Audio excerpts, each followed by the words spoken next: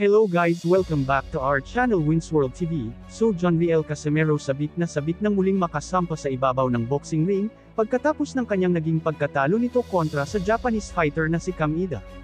Ngunit kahit talo ito kay Kamida ay may panibagong hamon na naman kay Johnriel Casimero, dahil may bagong susubok ng kanyang lakas sa ibabaw ng boxing ring.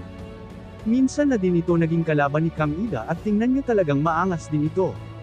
Muli na naman natin masasaksihan itong si former 3 World Division Champion Quadro Alas, angas ng Pinas Johnriel Casimero sa ibabaw ng boxing ring. Johnriel Casimero vs Tom Samurai Mizokoshi. Sa laban na ito ay hindi na pwedeng matalo si Johnriel Casimero dahil kapag nangyari yun ay tapos na ang boxing career niya, kaya pusposan ang kanyang pag-insayo at doble ang preparasyon para sa laban na ito. Si Johnriel Casimero ay may record na 34 wins, 5 losses, 1 draw at 23 knockouts.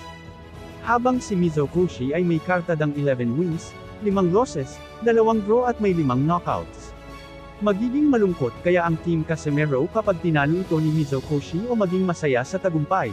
Alam kong sabik na kayong makitang lumaban si Johnriel Casimero, kaya ito sabay-sabay natin panuuri ng kanyang naging laban kontra Kenya Yamashita.